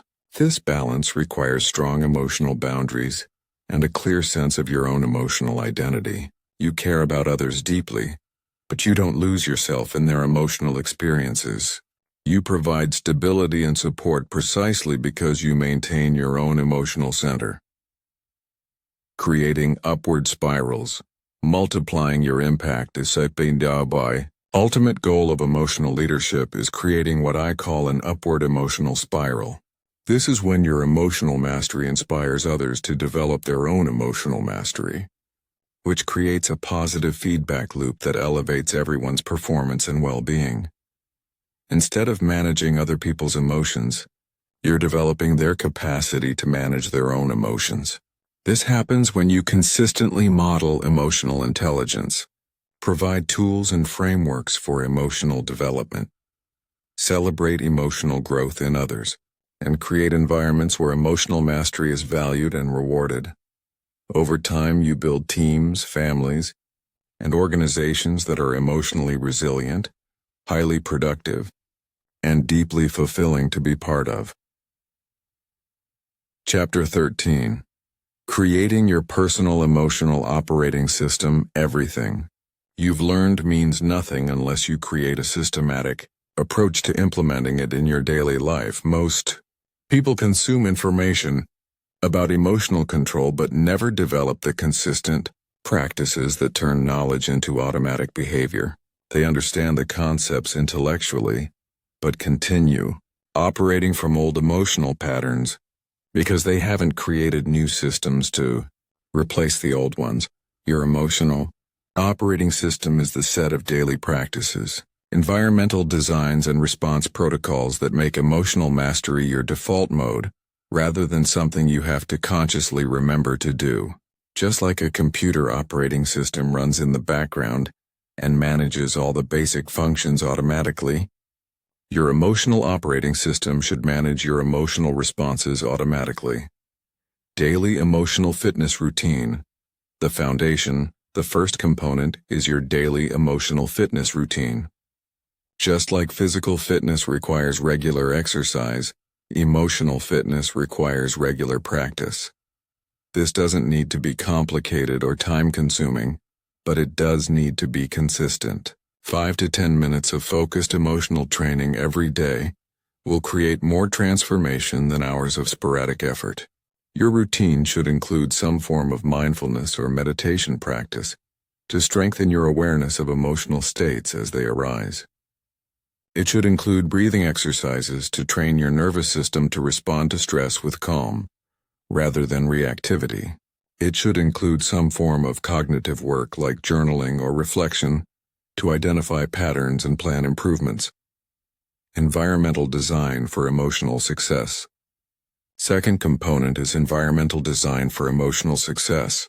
Your physical and social environment has an enormous impact on your emotional state, often without your conscious awareness. If you're constantly exposed to negative news, chaotic spaces, or emotionally reactive people, you'll find it far harder to maintain emotional equilibrium, regardless of your skills and intentions. Audit your environment ruthlessly.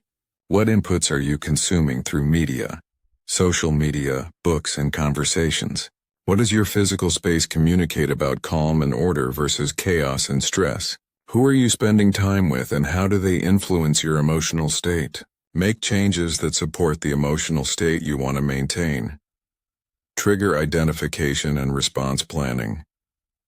The third component is trigger identification and response planning. You need to become intimately familiar with your personal emotional triggers and have specific strategies ready for each one. This is not about avoiding triggers, which is impossible and counterproductive, but about having planned responses that align with your values and goals. Keep a trigger journal for 2 weeks. Every time you have an emotional reaction, write down what triggered it, what you felt, how you responded, and what you wish you had done differently. Look for patterns in the types of situations, people, and circumstances that tend to activate you. Then develop specific response strategies for each category of trigger. Recovery protocols. Essential for sustainability. The fourth component is recovery protocols.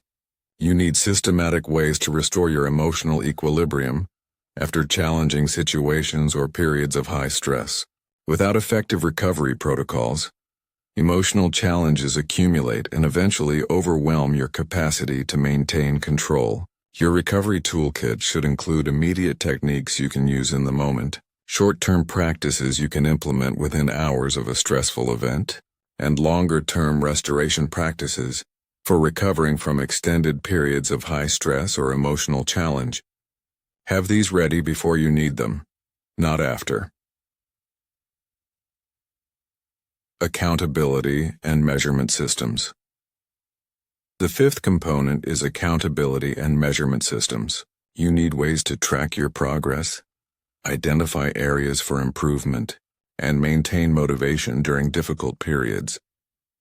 This could be as simple as a daily rating of your emotional control on a scale of 1 to 10, or as sophisticated as keeping detailed logs of specific situations and responses. The key is having objective measures of progress rather than relying on feelings, which can be unreliable indicators of actual improvement. You might feel like you're not making progress even when you're actually improving significantly, or you might feel like you're doing well when you're actually sliding backwards. Continuous learning and adaptation. The sixth component is continuous learning and adaptation. Your emotional operating system should evolve as you grow and as your life circumstances change. What works in your 20s might not work in your 40s. What works when you're single might not work when you're married with children. What works during stable periods might not work during major life transitions. Schedule regular reviews of your emotional operating system. What's working well? What needs adjustment? What new challenges are you facing that require new strategies? What feedback are you getting from others about your emotional patterns? Use this information to continuously refine and improve your approach. Integration with your larger life systems. The final component is integration with your larger life systems. Your emotional operating system cannot be separate from your other life management systems. It needs to be integrated with your goal-setting process, your time management approach, your relationship strategies, and your career development plans. This means making emotional considerations part of every major decision you make. Before taking on new responsibilities, consider the emotional demands they'll create. Before entering new relationships, consider how they'll impact your emotional well-being. Before pursuing new goals, consider what emotional skills you'll need to develop to achieve them successfully. Remember, the goal is not to create a perfect system that never needs adjustment. The goal is to create a robust system that makes emotional mastery easier and more automatic, while remaining flexible enough to adapt to changing circumstances. Your emotional operating system should serve you, not constrain you. Chapter 14. Advanced Applications in High-Stakes Environments. The ultimate test of your emotional mastery comes in high-stakes environments where the consequences of losing control are severe and immediate. These are situations where careers can be destroyed with a single emotional outburst, where relationships can be permanently damaged by one reactive moment, where opportunities worth millions of dollars can be lost because someone couldn't manage their anxiety or anger. High stakes environments reveal the difference between intellectual understanding of emotional control and true embodied mastery. When everything is on the line, when you're being tested beyond your comfort zone, when the pressure is intense and the stakes are real, your true level of emotional development becomes clear. Crisis management. Leading from calm. The first category of high-stakes environments is crisis management. When something goes seriously wrong, when there's immediate danger or significant loss, when people are looking to you for leadership and stability, your emotional response sets the tone for everyone else's response. Panic is contagious, but so is calm competence. In crisis situations, the ability to think clearly while others are losing their minds becomes a superpower. While everyone else is being hijacked by their amygdala, you remain connected to your prefrontal cortex. While others are reacting to the emotional intensity of the situation, you're focusing on the practical steps needed to address the actual problems. This requires advanced preparation. You cannot develop crisis emotional management skills during the crisis. You develop them during calm periods through visualization, stress inoculation, training, and practice with smaller challenges. By the time the real crisis hits, your emotional control responses need to be automatic. High-pressure negotiations. Remaining detached. The second category is high-pressure negotiations and confrontations. Whether you're negotiating a business deal, handling a workplace conflict, or dealing with aggressive behavior from others, your ability to remain emotionally centered gives you enormous strategic advantages. People reveal their true intentions and limitations when they're emotionally activated, but they can only take advantage of your emotional reactions if you have them. The key to negotiation emotional mastery is separating your ego from the outcome. When you're emotionally invested in being right and getting your way or improving your point, you become predictable and manipulable. When you can remain detached from any specific outcome while staying committed to your core interests, you become incredibly difficult to manipulate or intimidate. This doesn't mean not caring about the outcome.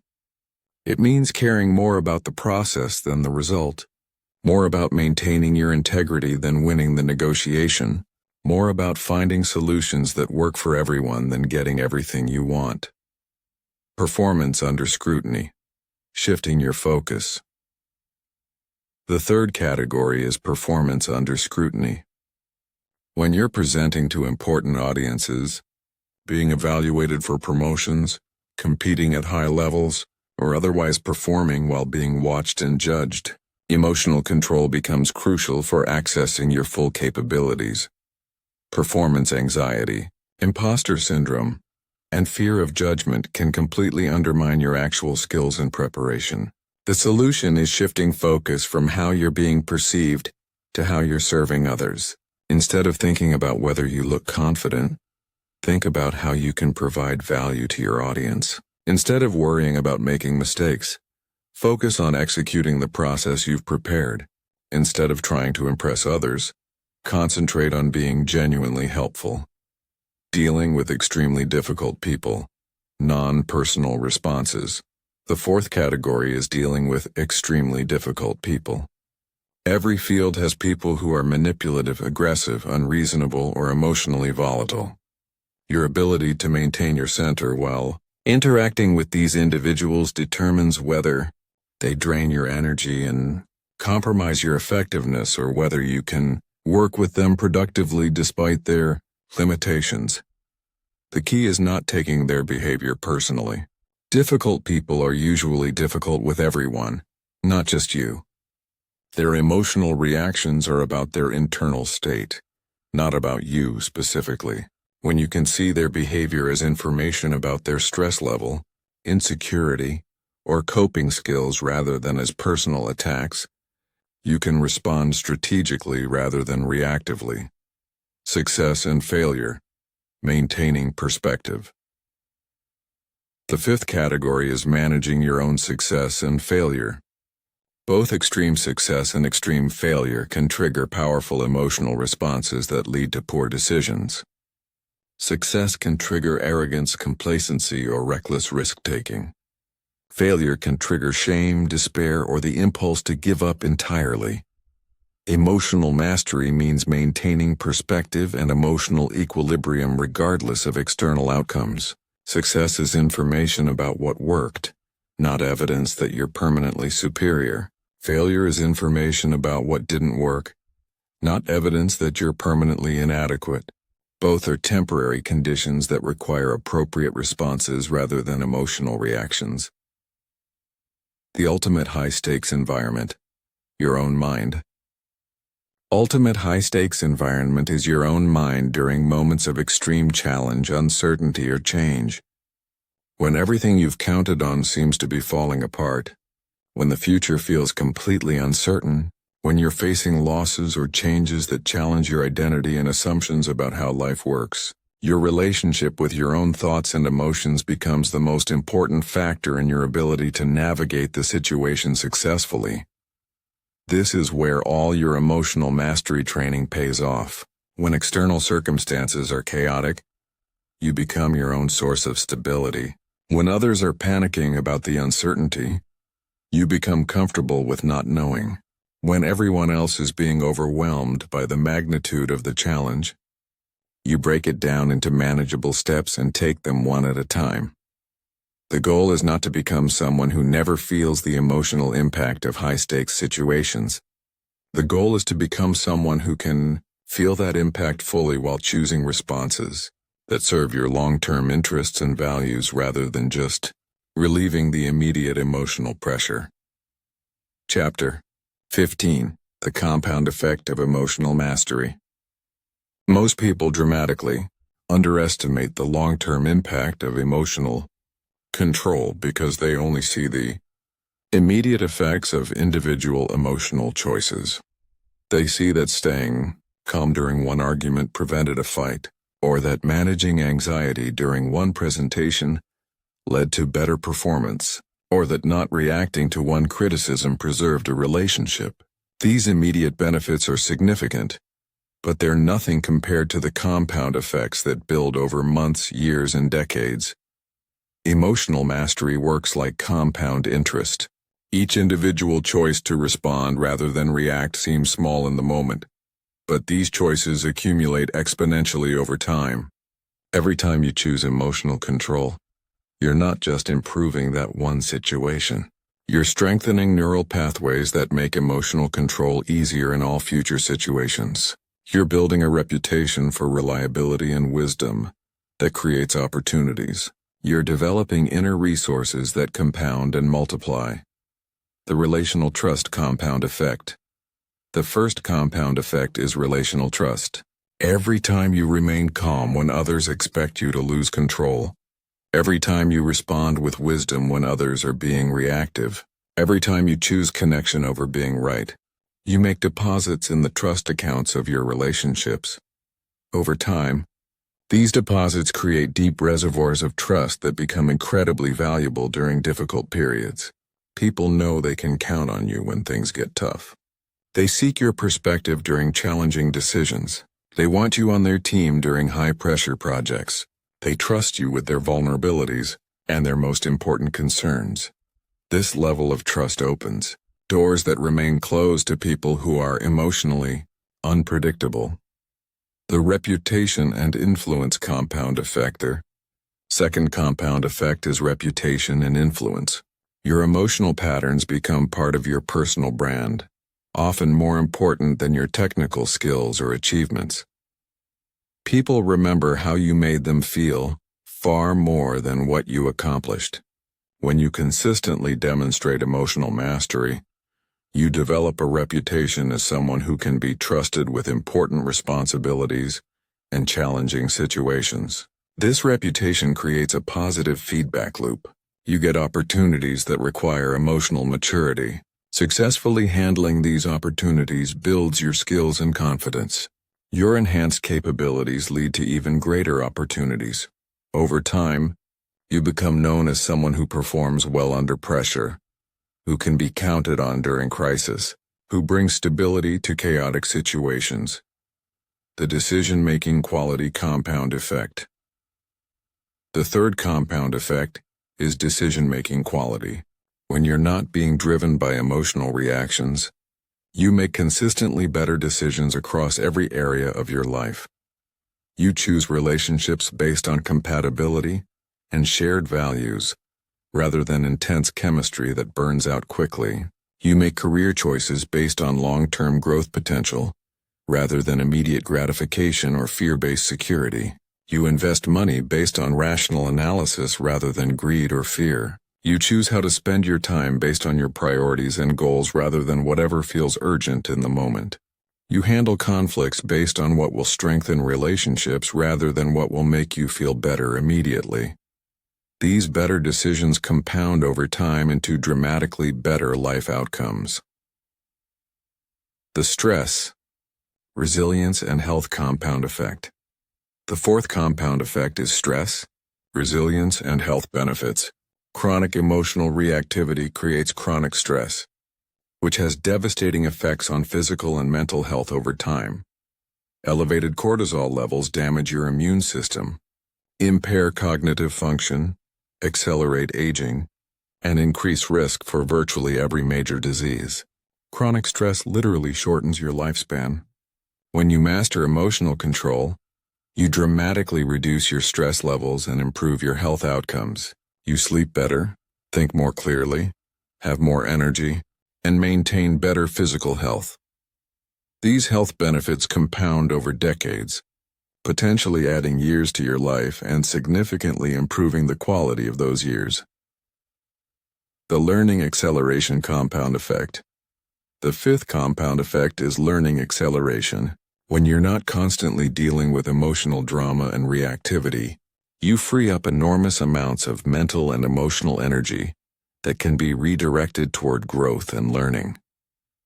Instead of spending your energy managing the consequences of emotional reactions, you can invest that energy in developing new skills, pursuing meaningful goals, and expanding your capabilities. Emotional mastery also makes you a better learner by improving your ability to receive feedback, handle criticism, and learn from failures.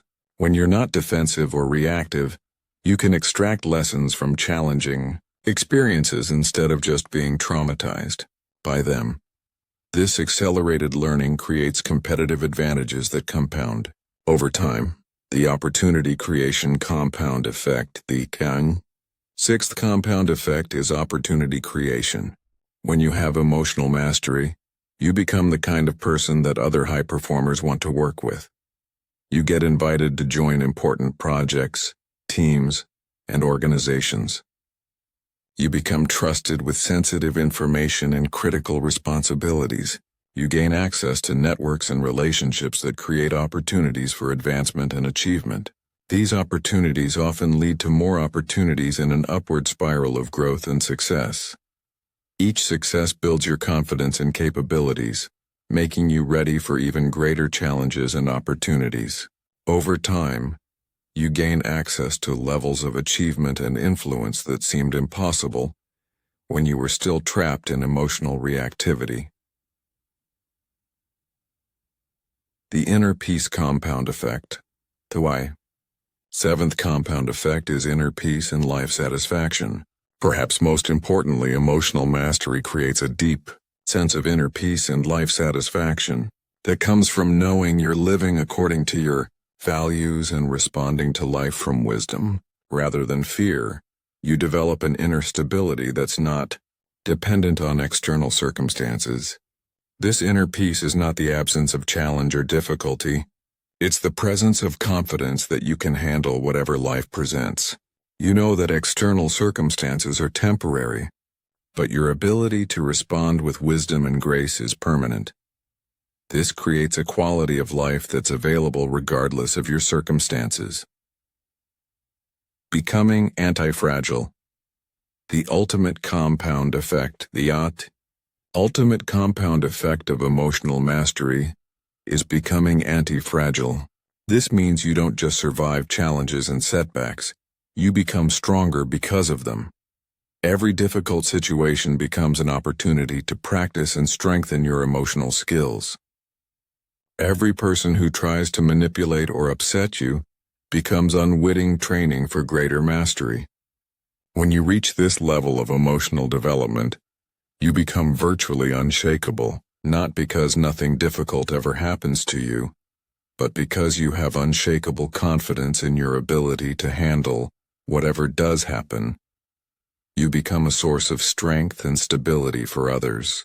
A person who makes every situation better simply by being present and emotionally centered. This is not just about personal success or achievement, though those will certainly follow. This is about becoming the kind of person who contributes to raising the emotional intelligence and maturity of everyone around you.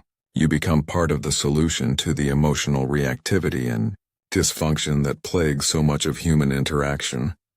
Your choice awaits. The choice is yours. You can continue living at the mercy of your emotional reactions, letting temporary feelings drive permanent decisions, remaining trapped in cycles of regret and limitation, or you can commit to the patient, consistent practice of emotional mastery and unlock the compound benefits that will transform every aspect of your life. The time to start is now, not tomorrow when you feel